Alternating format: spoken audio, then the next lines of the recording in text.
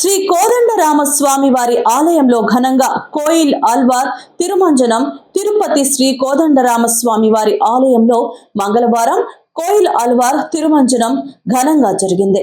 ఆలయంలో మార్చి 27 నుండి ఏప్రిల్ 4వ తేదీ వరకు వార్షిక బ్రహ్మోత్సవాలు జరగనున్న విషయం విదితమే. బ్రహ్మోత్సవాల ముందు కోయిల్ ఆల్వార్ తిరుమంజనం నిర్వహించడం ఆనవాయితీ.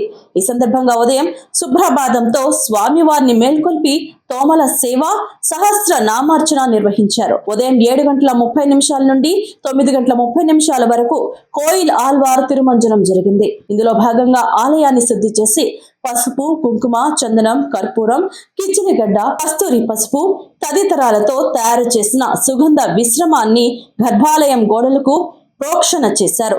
అనంతరం భక్తులకు దర్శనం కల్పించారు. ఓం నమో వెంకటేశాయ. తిరుమల తిరుపతి దేవస్థానములు తిరుపతి శ్రీ కోదండరామస్వామి వారి దేవాలయం స్వామివారి ఆలయంలో అత్యంత వైభవంగా 27వ తారీఖు నుంచి బ్రహ్మోత్సవాలు జరపబడుతుంది. దానికోసం ఆ సందర్భంగా ఈరోజు కోయిల్ ఆల్వార్ తిరుమంజనం అనేటువంటి కార్యక్రమం జరపబడింది.